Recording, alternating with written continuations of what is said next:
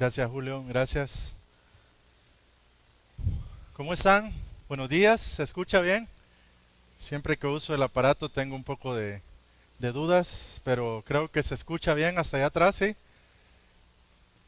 Un gusto siempre predicar. Agradezco al hermano Pedro Zamuc, al pastor Roberto también, a los ancianos por la oportunidad, por la confianza.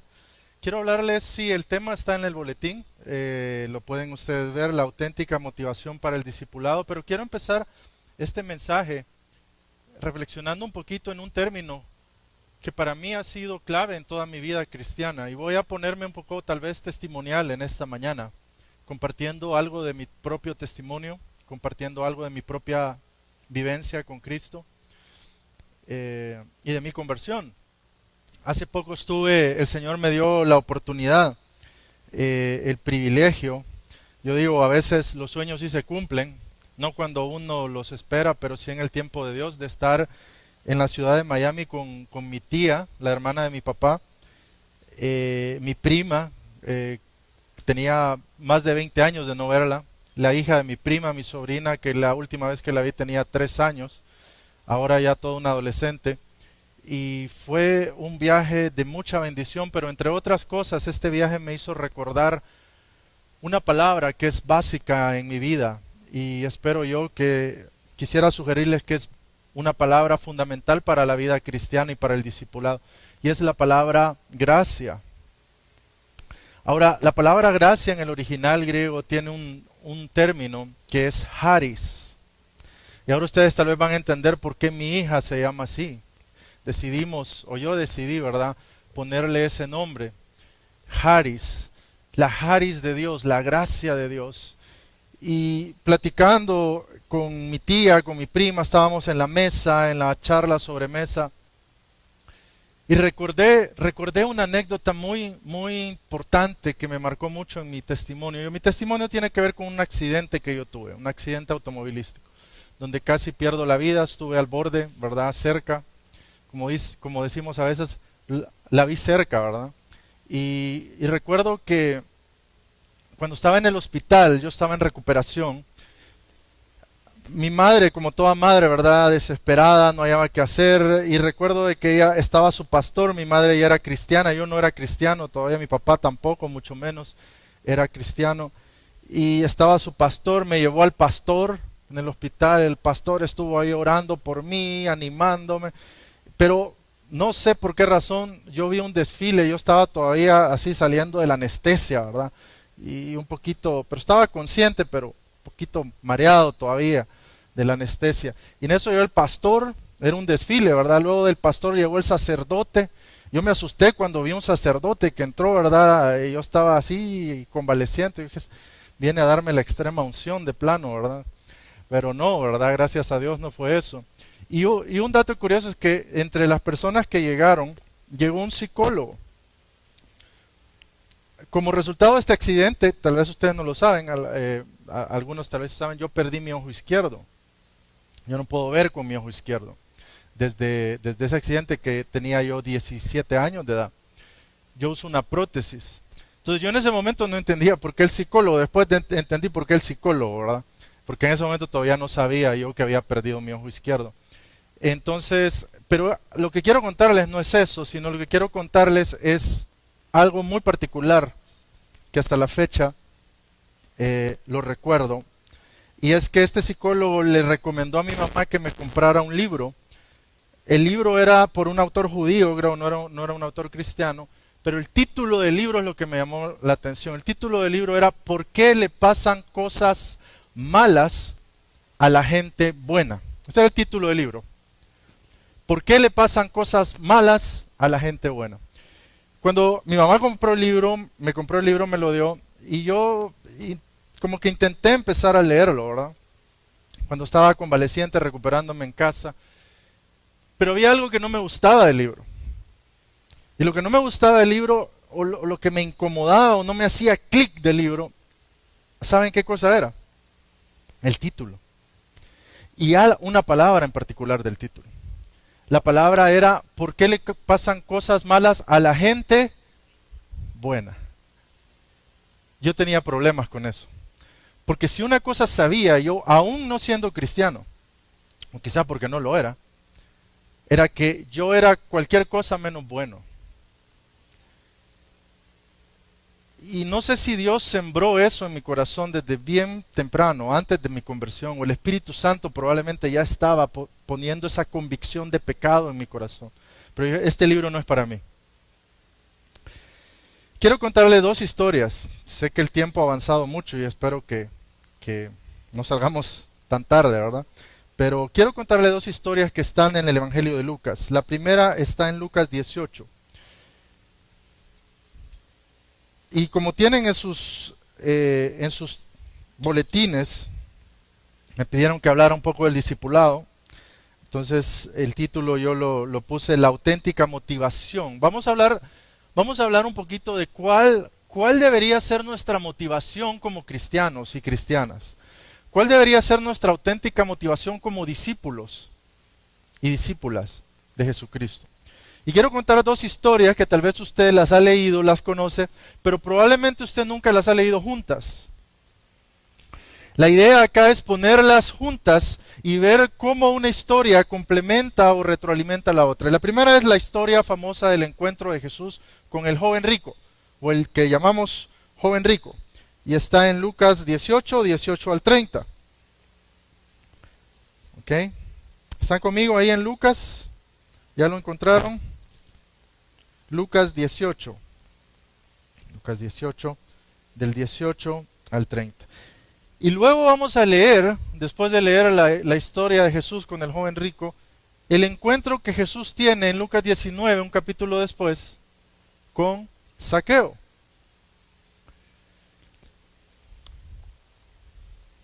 Y la primera historia yo le he titulado La motivación del desempeño. El caso del joven rico. Vamos a leerlo y después vamos a reflexionar algunas cosas para luego ver la historia de Zaqueo. Dice, un hombre principal le preguntó diciendo, Maestro bueno, ¿qué haré para heredar la vida eterna? Jesús le dijo, ¿por qué me llamas bueno? Ninguno hay bueno, sino solo Dios. Los mandamientos sabes, no adulterarás, no matarás, no hurtarás, no dirás falso testimonio y honrarás a tu padre y a tu madre. Él le dijo, todo esto lo he guardado desde mi juventud. Jesús oyendo esto le dijo, aún te falta una cosa. Vende todo lo que tienes y dalo a los pobres, y tendrás tesoro en el cielo.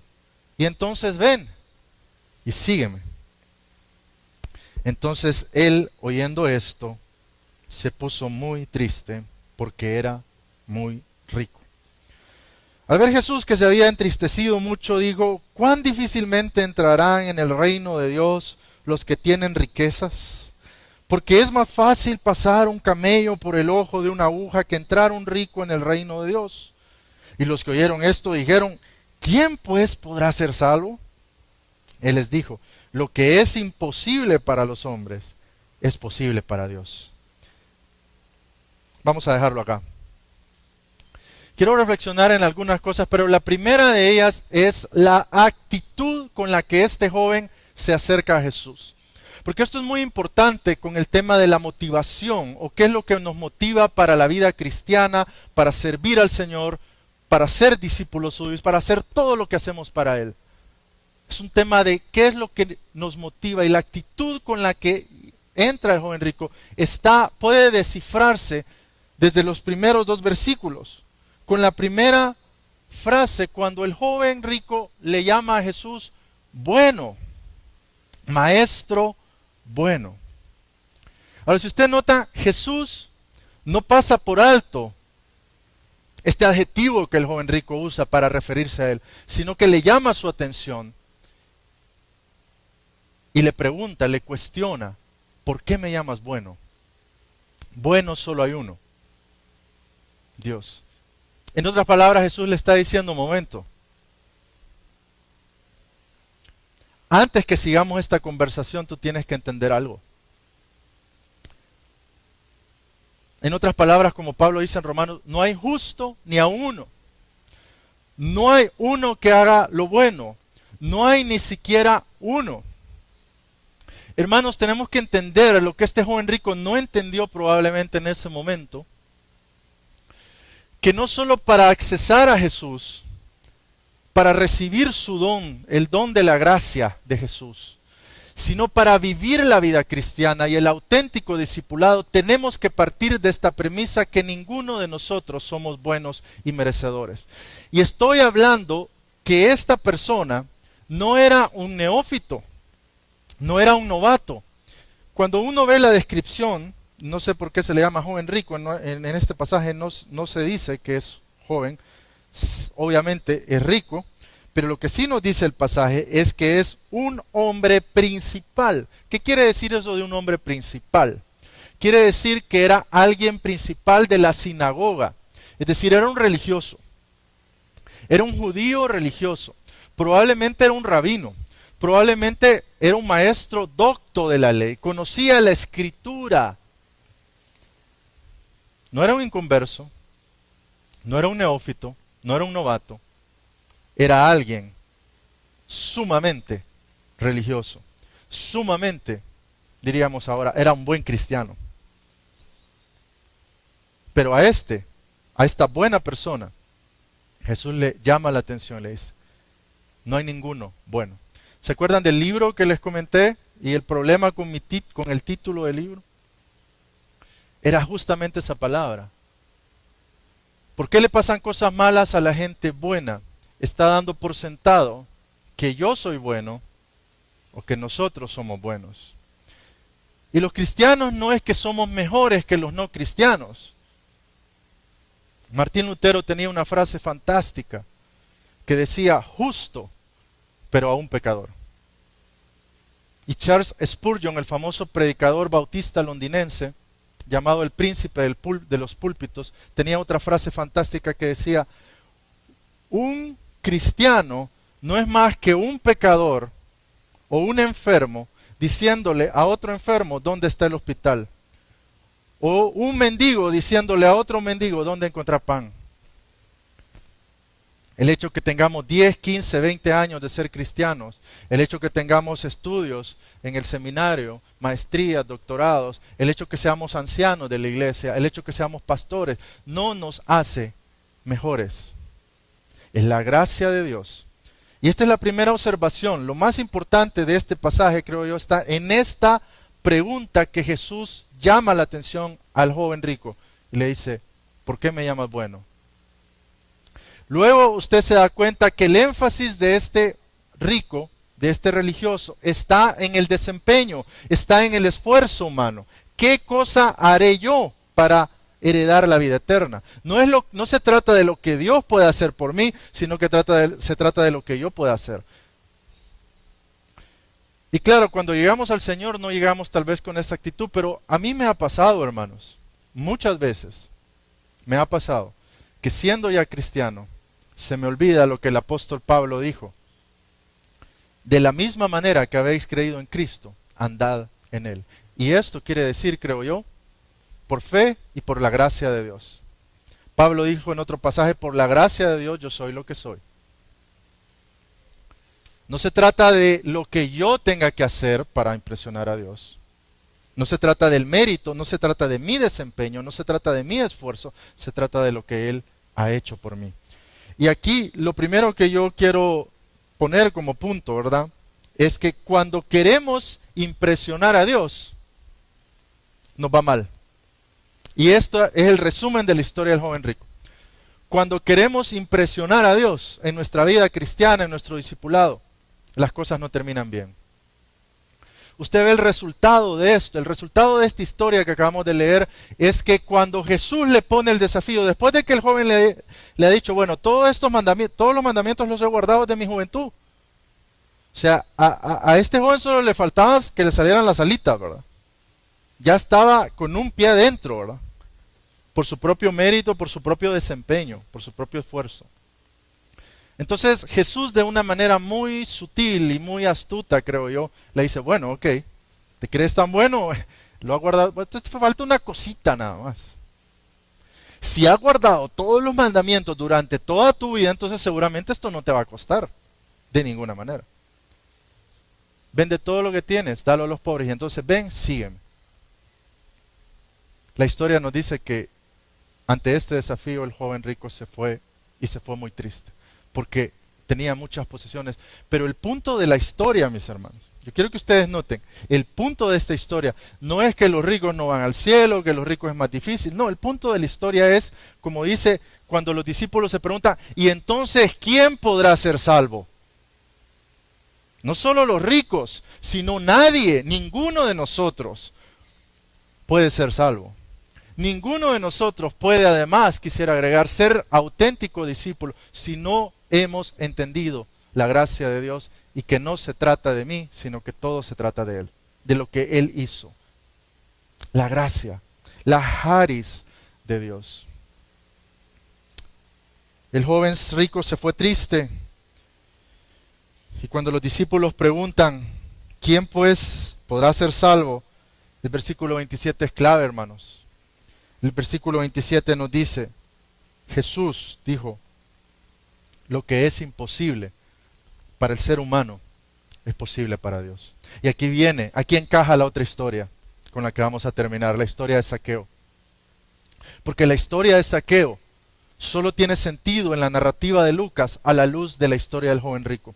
Es cuando las ponemos juntas que le sacamos todo el jugo a las historias y se enriquecen las historias. La historia de Zaqueo está en el capítulo 19 y dice así, habiendo entrado Jesús en Jericó, iba pasando por la ciudad y sucedió que un varón llamado Zaqueo, que era jefe de los publicanos y rico, procuraba ver quién era Jesús, pero no podía a causa de la multitud, pues era pequeño de estatura.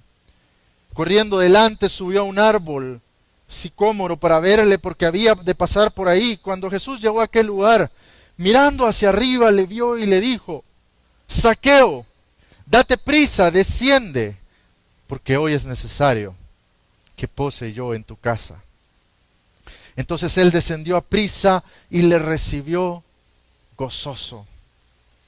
Al ver esto, todos murmuraban, la gente murmuraba diciendo que Jesús había entrado a posar en casa de un hombre pecador. Entonces Zaqueo, puesto en pie, dijo al Señor, he aquí, Señor, la mitad de mis bienes doy ¿a quién? Los pobres. ¿Se acuerdan del joven rico, no? Y si en algo he defraudado a alguno, se lo devuelvo 4 veces.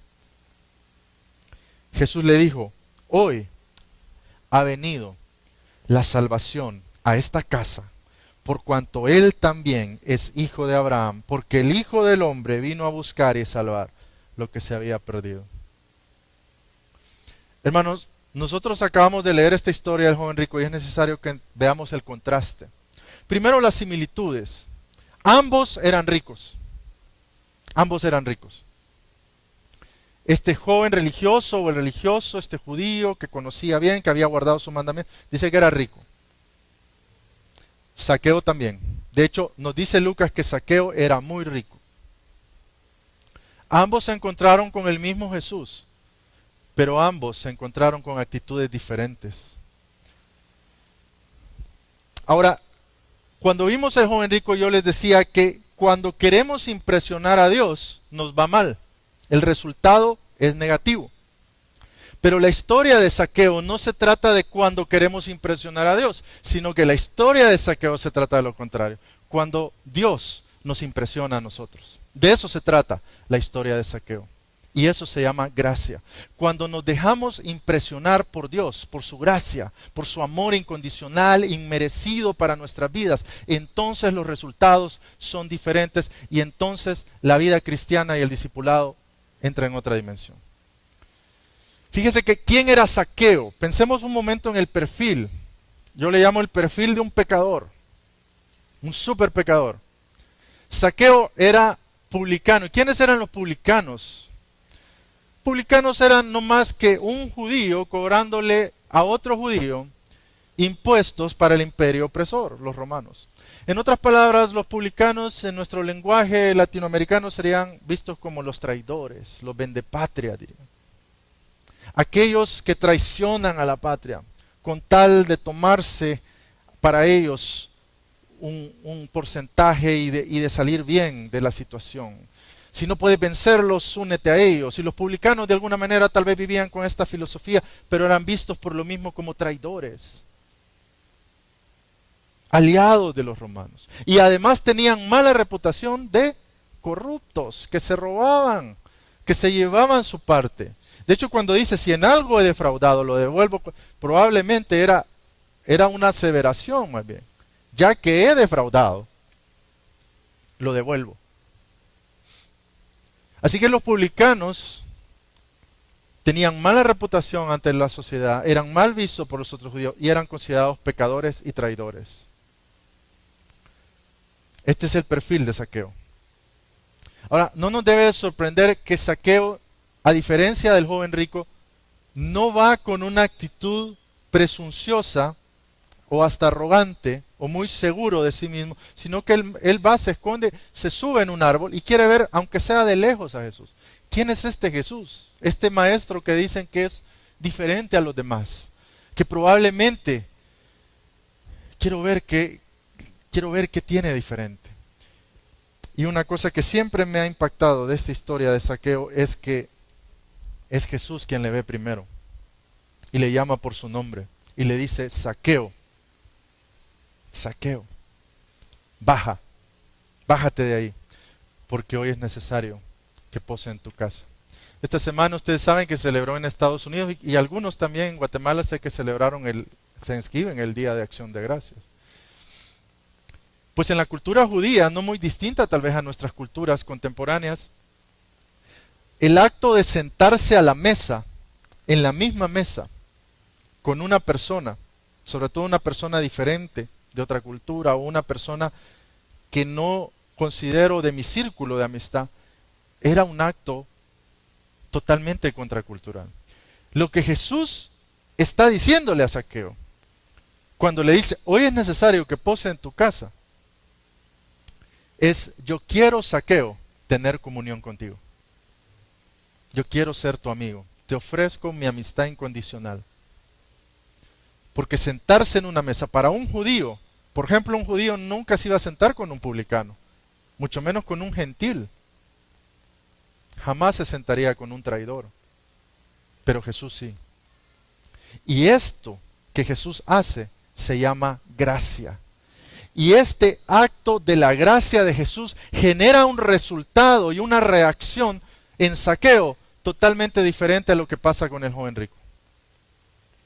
Y esto es lo que me refiero, hermanos y hermanas, cuando digo, cuando nos dejamos impresionar por Dios y por su gracia inmerecida, entonces las cosas funcionan diferente. Yo en mi propia vida, hasta el día de hoy, puedo decir que vivo cada día de mi vida entre el joven rico y Zaqueo. Porque aunque yo me identifico, y por el testimonio que más o menos les conté en resumen de mi propia vida, me identifico con Zaqueo, pero muchas veces se me olvida que soy Zaqueo y quiero ser el joven rico. Quiero vivir la vida por esfuerzo, por desempeño, por logros. Quiero impresionar a Dios, quiero ganar puntos y quiero decirle: Dios, estoy llegando, solo me falta un puntito, ¿cómo voy? Pero Dios no funciona así.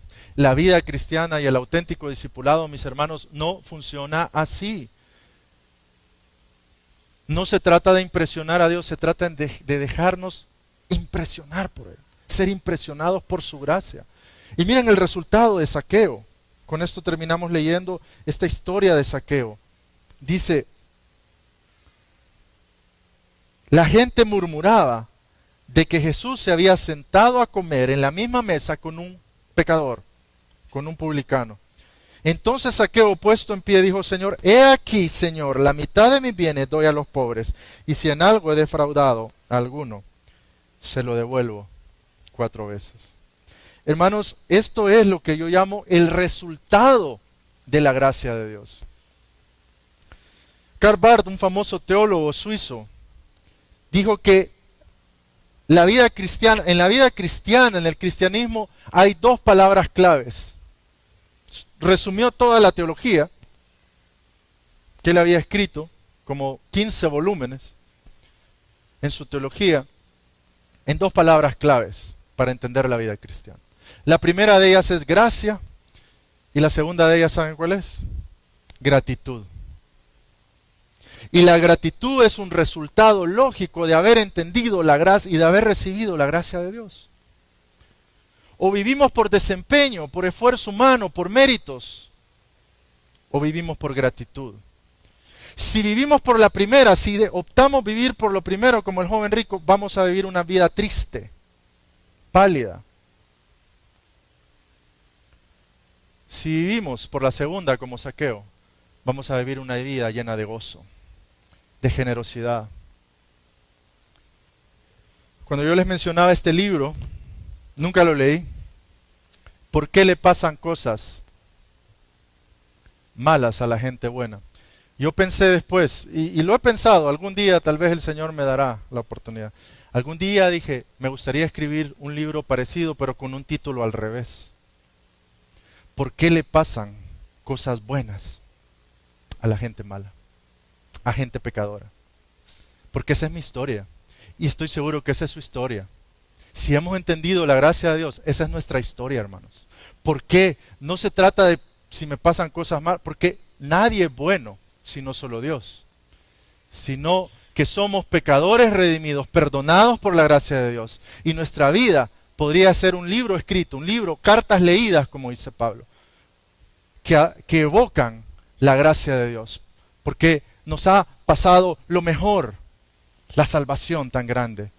¿Por qué le pasan cosas buenas a gente mala? Esa es mi pregunta. Esa es la pregunta que debemos de tratar de responder, y que nuestra vida sea una respuesta, como dijo el apóstol Pablo en 1 Corintios 15:10, por la gracia de Dios yo soy lo que soy. Yo que era un perseguidor de la iglesia, dice, yo que fui salvo como un abortivo, el más pequeño de los apóstoles, que no soy digno de ser llamado apóstol. Por la gracia de Él soy lo que soy.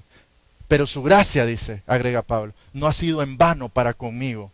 Antes he trabajado más que todos ellos, dice, pero no yo, dice Pablo, sino que la gracia de Dios en mí y a través de mí.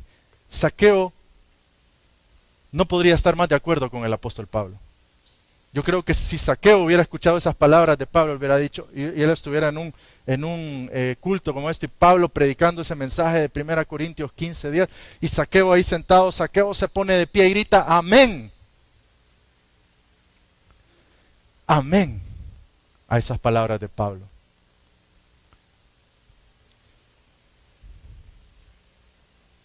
Quiero terminar reflexionando, que el tiempo avanza, con el resultado, la gratitud. El resultado de haber entendido la gracia es una vida de gratitud, pero esa gratitud se traduce en la historia de Zaqueo en hechos, hermanos. En hechos, acciones concretas de arrepentimiento e incluso en el caso de Zaqueo, de restitución. Muchas veces no hablamos de eso, pero tenemos que hablarlo. Y la Biblia nos da ejemplos como estos de Zaqueo para entender que el genuino arrepentimiento implica muchas veces la restitución, sobre todo cuando está en nuestras posibilidades de hacerlo. No se trata nada más de decir, he sido perdonado por la gracia de Dios. El apóstol Pablo corrige a los romanos y hace una pregunta retórica cuando dice, ¿perseveraremos en el pecado acaso para que la gracia abunde? Y Pablo mismo inmediatamente contesta, de ninguna manera. Porque como los que hemos sido salvos por la gracia, podremos darle la espalda a eso. Y Zaqueo lo que hace es que hace lo que el joven rico, note, no pudo hacer. Y no porque Jesús se lo pidiera, sino que lo hace espontáneamente como una acción de gratitud por haber entendido la gracia de Dios. La mitad de mis bienes doy a los pobres. Ahora, yo no sé cuánto era la mitad de los bienes, cuánto podría ser la mitad de los bienes de este hombre, pero ahí dice que era un publicano y muy rico. Así que no era una cosa despreciable. No es que tenía poquito. Seguramente tenía mucho. Pero él El impacto de la gracia es lo único que nos transforma. Cuando yo estaba recién convertido y luchando mucho con mi pasado, con mi pecado, con mi estilo de vida, y yo decía, yo realmente estaba como el joven rico tratando de esforzarme, basando mi vida cristiana en el desempeño, y una vez vi en la televisión a un predicador, Adrian Rogers, ya falleció, salía en la televisión, en el canal cristiano. Y nunca se me va a olvidar una frase que el Espíritu Santo usó para hablar a mi corazón. Este predicador dijo, Dios no te cambia para poder amarte. Él te ama tal como eres para entonces poder cambiarte. Cuando yo escuché esto, se abrió todo un nuevo horizonte delante de mí y entendí que es en vano tratar por mi propio esfuerzo de querer agradar o impresionar a Dios, y que más bien es cuando yo me dejo impresionar por la gracia de Dios que estoy en la posibilidad de transformar o dejarme transformar por el Espíritu de Dios. Dios no nos cambia para poder amarnos, hermanos. Él nos ama para poder cambiarnos. Y Zaqueo entendió esto. Y por eso Zaqueo actuó en consecuencia de eso. Dios nos salva del pecado, pero también nos salva para hacer bendición. John Stott tenía una frase también que decía que el cristiano tiene que tener por lo menos dos tipos de conversiones. Una del mundo a Cristo, y otra de regreso al mundo, pero con Cristo. Zaqueo entendió esto y nosotros también debemos entenderlo. No solo somos salvos de, sino que somos salvos para. Y esta dimensión del discipulado muchas veces se nos olvida de la vida cristiana. Cuando me evangelizaron y luego que me convertí, nadie me enseñó esta dimensión. Todos me decían, bueno, eres salvo. ¿Y eso qué significa? ¿Qué significa que yo soy salvo? Bueno, que ahora tienes que dejar de ir de tomar, de fumar, de ir con esos amigos, de ir a las fiestas, de ir a las discotecas, de hacer eso, de todas las cosas, tienes que dejar todo eso. Bueno, y yo entendí, bueno, tengo que dejar esto porque esto me hace mal, ¿no? Esto no me hace bien, me interrumpe mi crecimiento. Pero lo que nadie me dijo honestamente es una verdad mayor o igualmente importante, que también somos salvos para. Todos me dijeron lo que tenía que dejar de hacer, pero nadie me dijo para qué fui diseñado para hacer. El apóstol Pablo en Efesios 2, 9 y 10 dice que somos hechura suya, hechura de Dios. Somos, de hecho, la palabra en el original es poema, de donde viene nuestro término poema. Somos un poema de Dios, somos la obra de arte de Dios, creados en Cristo Jesús para buenas obras, las cuales Él ya ha preparado de antemano para que usted y yo andemos en ellas. Así que la vida cristiana no termina diciendo, deja de hacer las cosas malas, sino que hay una serie de cosas buenas que Dios ha preparado para que nosotros andemos en ella. Y Zaqueo es un ejemplo de que la genuina conversión y el auténtico discipulado es una vida de gratitud que se manifiesta con acciones concretas de arrepentimiento y restitución. Hace un momento, una de las cosas que más me encantan de esta iglesia, y lo he dicho creo en alguna ocasión, es el ministerio de sordos. Y ahorita que lo veía acá, sentí en mi corazón algo que el Espíritu Santo me hablaba y me movía. Y pensé, a veces pensamos que ellos son los que no oyen, pero tal vez ellos escuchan mejor que yo, muchas veces, porque tienen una sensibilidad que yo no tengo. Y por cierto, saben bailar mejor que yo, como fue comprobado hace unos momentos. Y lo digo para mi propia vergüenza. No sé qué cosa hicieron los bautistas, pero me atrofiaron las caderas. Yo le echo las culpas a los bautistas porque ellos dijeron, no baile, no, cuidado, pecado, cuidado, sí. Mire, mi esposa, no me va a dejar mentir, conoce a mi mamá. Mi mamá es la mujer más bailarina que yo he conocido. Ella baila hasta dormida. 72 años va a cumplir. Siempre había música en mi casa, siempre música, siempre bailando. La recuerdo en la cocina, bailando, bailando. Y de alguna manera cuando nos hicimos cristianos, y ella sufrió mucho, casi la ponen en disciplina, los hermanos bautistas. Gracias a Dios en esta iglesia no sucede eso, pero los hermanos bautistas, muy queridos de mi propia iglesia, veían que ella, cuando llegaba la alabanza, así como que el meneadito. Y conocí otra iglesia allá en México, cuando fui pastor en Oaxaca, conocí otra iglesia que había puesto unas reglas, unas cláusulas en los estatutos, y habían agregado una cláusula que decía, no se permita en la iglesia el meneadito. Y yo me quedé pensando, ahí está mi esposa, no me deja mentir. Y yo me quedé pensando, y le pregunté al copastor, yo recién llegado, no sabía nada, explíqueme por favor esto del meneadito. ¿Qué es esto? Bueno, escribí algo, ahorita recién que estaba viendo la coreografía que nuestros hermanos del ministerio nos llevó a esta adoración, a esta coreografía tan llena, yo diría tan llena de gozo y de gratitud a Dios, que nos mueve a adorar a nuestro Dios. Y yo escribí esto: ser discípulo no es simplemente ir a la iglesia o leer la Biblia. Esto es relativamente fácil de hacer. Ser discípulo no es simplemente cantar alabanzas. Todos lo hacen. Ser discípulo es, para mí, vivir constantemente sorprendido y agradecido por la gracia de Dios. Ser discípulo, en pocas palabras, es saber escuchar la música de Dios. Y cuando escuchamos esa música, no podemos hacer otra cosa sino bailar. Bailar al son de la música de la gracia de Dios. Esto es lo que Zaqueo hizo. Y eso es lo que creo que usted y yo somos invitados a hacer. No se trata de tocar la nota perfecta. Usted ha visto estos que están aprendiendo, ¿verdad?